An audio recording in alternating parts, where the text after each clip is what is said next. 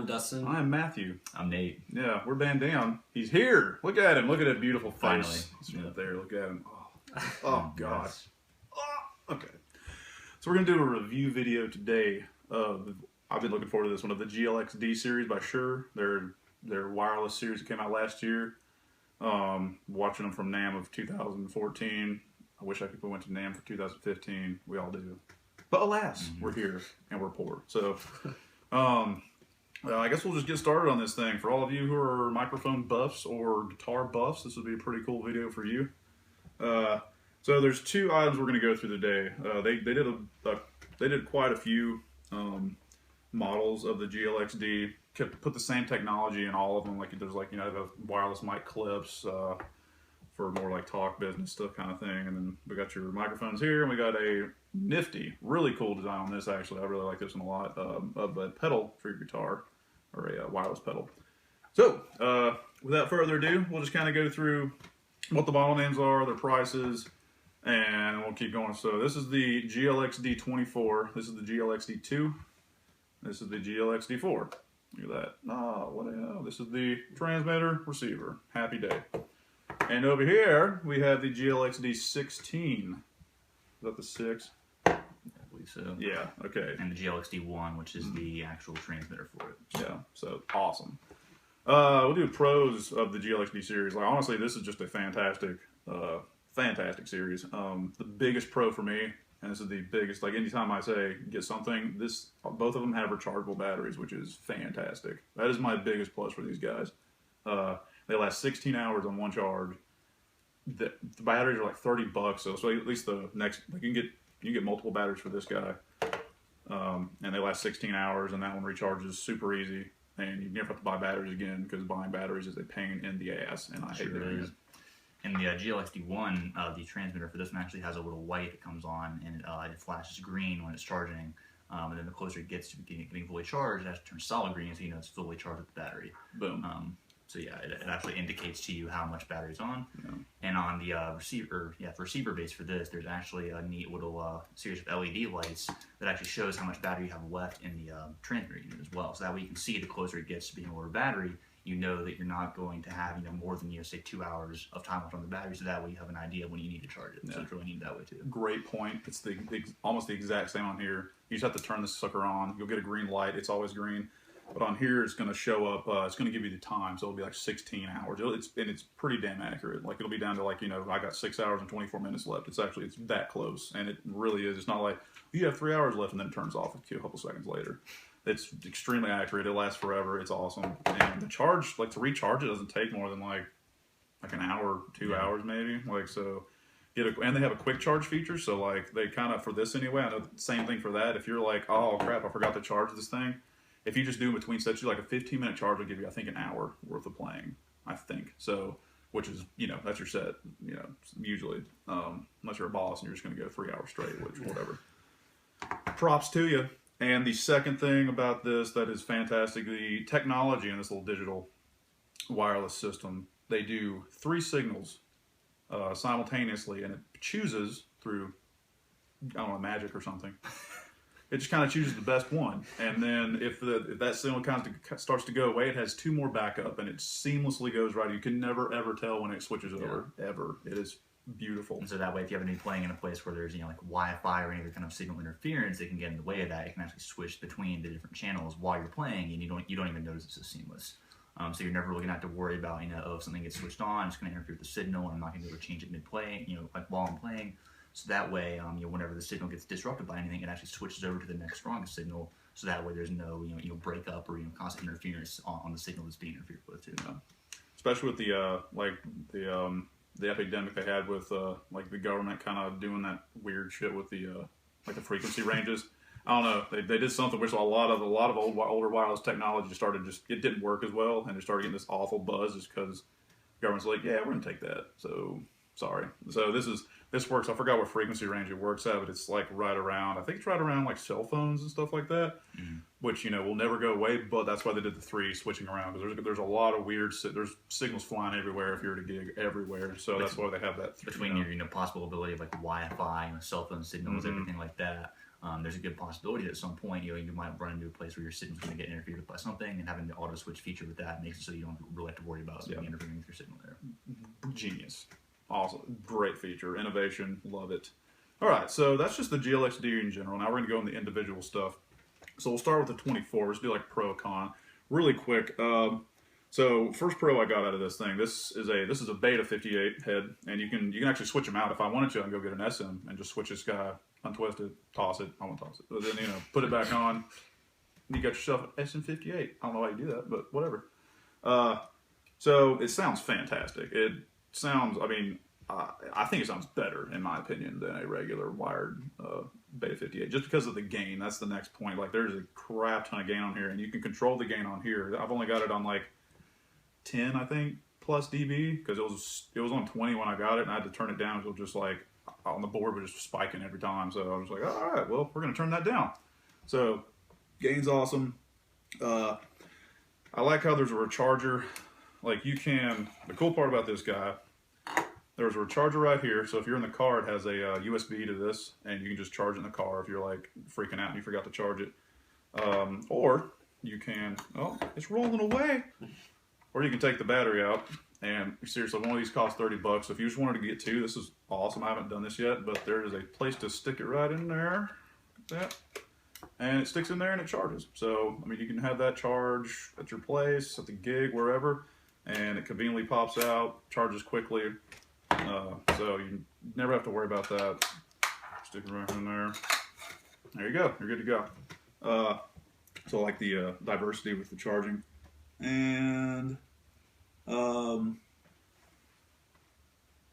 both of them, this is kind of a pro for both of them. Both of them have a really good range, and they haven't cut out yet on us. We haven't been playing like super large shows, but I mean, we've been taking these guys out in the crowd, and it's never cut out. It sounds fantastic. And honestly, the only problem I've had is going out and getting a delay in the signal, because you're like, hey, hurry, So you can't go too far. Hurry, hurry. It's like the Grinch echo scene, and you're just trying to tell yourself not to echo yourself, but it does it. And most of your smaller to medium size bars and clubs where you're going to be playing at, you're not going to be more than 50 to possibly maybe 75 feet away from the stage at any given time. These have a range of about I think around 200 feet is kind of the maximum upper range that they have for that. So unless you're looking at a really big like festival or like a big stadium kind of venue where you might find yourself further away than that, these are totally fine for being able to walk any reasonable distance away from the stage. Exactly. Unless you're Dave Grohl and playing in a stadium and like running like on this little catwalk stage, you should be fine. But other than that, and we haven't had any field experience to. I mean, we've had like some people don't give it credit on. They're like, maybe it's about half. They're like, man, it's really 100 feet. We can't say. We just haven't gone out that far. We haven't gone 100 feet yet. So I mean, it still sounds good. I don't know why you give it 200 feet out. But seriously, if you're 200 feet out, you're gonna say, hey, like it's gonna have a lot of lag, and will screw your musicians up. All right, so the one con I kind of got on this thing is the build of the microphone itself. It just feels like once you get the battery in there, it feels okay, but it's just light. It's a little it's plastic. It's very, very thin plastic too, and you can tell it kind of scratches easy and stuff. But that's really the only con I have. Like this is the same material, it's like same plastic, but I mean this is gonna be off the side anyway, and you're not gonna worry about it. So this is fine, but I wish they could have made this just a little bit like thicker plastic or like some metal material like aluminum or something like that. I don't know. But that's the only con I have with this thing. So I mean, we'll go into just general thoughts later, but that is the GLXD 24. Now we're gonna go into the 16. Yeah. So the 16, the really neat thing about this one is this is actually made to go onto like a guitar player's pedal board. So that way, instead of having to have a giant receiver unit that you have to awkwardly kind of fit in between your different pedals or make or take up a huge amount of space, this is actually made to go right onto your pedal board. And another really cool thing about it is they actually include a tuner with it as well. So that way, instead of having to have both your wireless and a separate tuner, it's all combined into one. Huge selling point of mine. Yeah, and before I got this, I was actually using a Boss TU3, which is a great standalone tuner pedal by itself. Industry standard. But this tuner is actually very, very accurate. It's very easy to see. Even when it's brighter, when there's light shining on it, it's very easy to see and read the signal from it. So I don't even really use the TU3 that much anymore.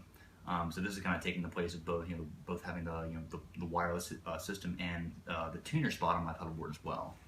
And the really nice thing about these is that they're actually both the receiver and the transmitter unit, they're actually both solid metal. Yeah. So unlike a lot of wireless systems where it might be plastic, and you might have to worry about if you drop it, it's going to shatter or anything like that. Being a pedal, this is made to get stomped on. I've had beer spill on, I've had knocked around, traveling to and from gigs. He's had people fall on it, drunk assholes. He's like falling, stepping on it. It's so funny. Yeah, and it's no worse for the wear at all. It's a completely durable. I mean, I feel like you could literally take this thing, and throw it across the parking lot, it would still function totally fine. Not that you'd ever do that, of course, but yeah. So in addition to both of them being metal, one of the really nice things about them as well is that they don't really color the sound of your playing that much. So unlike a lot of wireless systems where it might sort of add a certain frequency to the sound or anything like that, it's very transparent. You can't really tell the difference between if it's playing through this or if it's playing through like a standard good wired connection. Yeah. This guy's a tone stickler. Yeah, and so that is a very important feature from my point of view as well. Yeah. The one I guess con that I would say about these is that even though it's built to be like a pedal, to put onto like a pedal board, it actually doesn't come with any Velcro or anything to attach to a pedal board with. So that is one of the things that's kind of a pain in the ass. Is that you have to get a Velcro strip, attach it yourself, and then put it on your pedal board from there. You'd think they would include Velcro with it, but I mean, at that point, it's not that big of a deal anyway. Yeah, we're nitpicking. There's nothing functionally wrong with it at all. And actually, I know that we mentioned the auto switching between the signals earlier. But if you have a certain signal that for whatever reason it's just defaulting to like a bad one, you can actually manually change it yourself. And there's a lot of really cool actual features on the receiver unit as well. And the clip that's on it, it's a good, strong, sturdy clip. You're not going to have to worry about it loosening over time and falling off your strap or anything like that. So it's a very good, very, very high quality build there for it as well. Yeah. Wasn't there what'd you say about the light? Like it's not like if it's on for a long time, it doesn't really have it cut off. Oh yeah, so I think that sometimes which is the same for this too, by the way. Yeah, so if you leave it, I'm sure you can say if you turn it on, the unit's not on right now, but if you leave it on like that, I don't think that there's like an actual feature where it'll turn itself off after a certain amount of time. So if you happen to just forget and left your transmitter unit on, it might drain the battery out. But I mean, it's your fault anyway. So yeah, don't be stupid. Yeah, what are you doing? Yeah, but I mean, other than that, functionally, it's very good, very very high quality piece of equipment, and I couldn't be happier with it, honestly. So, yeah. Fantastic. All right, so let's do our overall thoughts on these guys, and that'll be it. I mean, we give you the pros and cons. We're sorry we can't demo these exactly right now. We're still working on getting the format down to be able to go through the board, and we'll get these demos coming out pretty soon too. We'll give you a chance to see A and B test of wired versus this, wired versus that, and give it just trust us. Like we've been on the field, we've been playing a very long time. That's just just us, and we've been through a lot. We've heard shit, we've heard good. This is a fantastic item, both of these. Now they are pricey. That's like, I guess you could consider that a con, but you're paying for what you get. This guy runs at about $500. That guy runs at $450. Yeah. But I mean, that has it's a tune. It's a TU3 plus a wireless system plus this wireless system. It's brand new. It is. I think that's a fantastic deal. This is a good deal. I mean, if you're serious about getting really clear vocals and having the best of this guy will be the best of the best. I mean, there's the alternatives you could get for sure. At least the only alternative for that I can think of. We did this at a previous video with the Line 6, and we both used that, but this still wasn't out whenever I got that.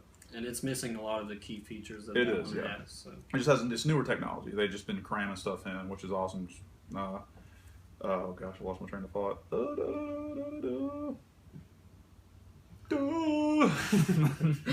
Yeah, I mean, overall, I think we played like 76 gigs last year, and we were using a lot of this for most of those shows, and I never once had a single issue where I had to worry about the reliability of it.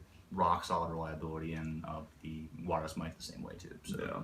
For gigging, working musicians who actually go out and play a lot, and not just having stuff sitting around, looking good for decoration, pretty much. Yeah. These are actually very good, solid items to use live and to use often. Yeah, so. That's what's awesome. They look good and they sound good. I especially love this on the design right there. I really like the stomp feature, so you don't hit the screen.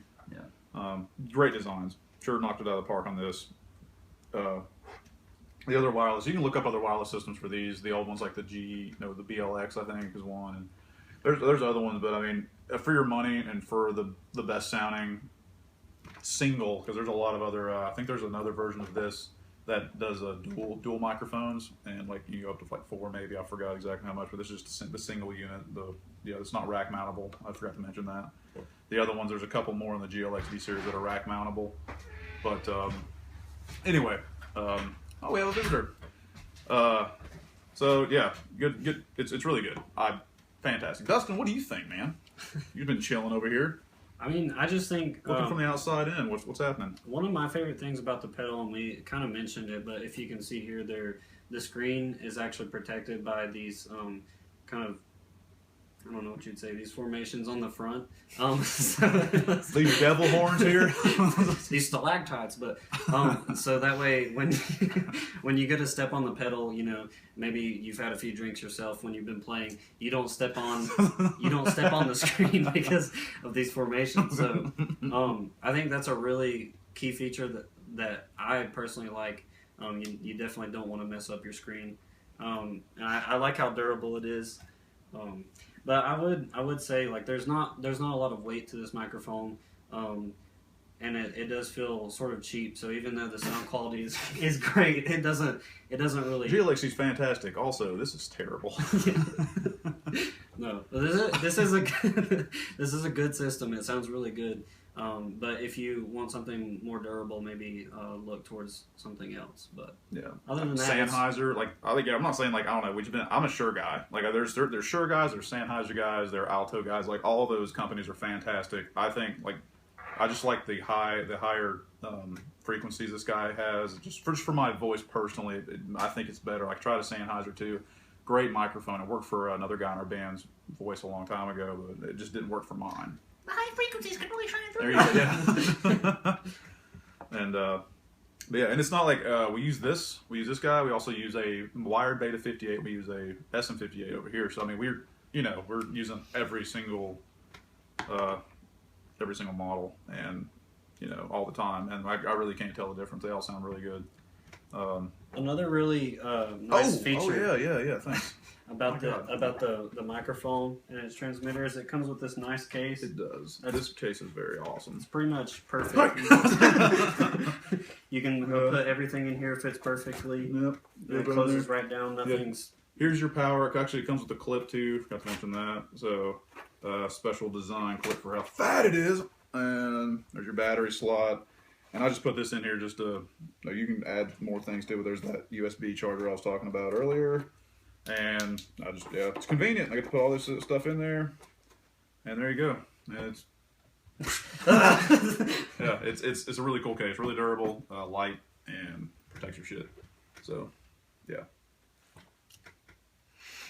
So anyway, till next time. If you guys have any other suggestions on stuff you want us to review of our gear, if you're up and coming musician or you're curious about anything, instruments, live gear. We got it all. We're passionate about it. We love good stuff. Sorry if there's no demo. We will start demoing a lot of this stuff later once we get our foot off the ground and start, really getting into it. But until next time. I'm Dustin. I'm Matt. And I'm Nate. We are BanDam. Peace out. Turn the camera off quick.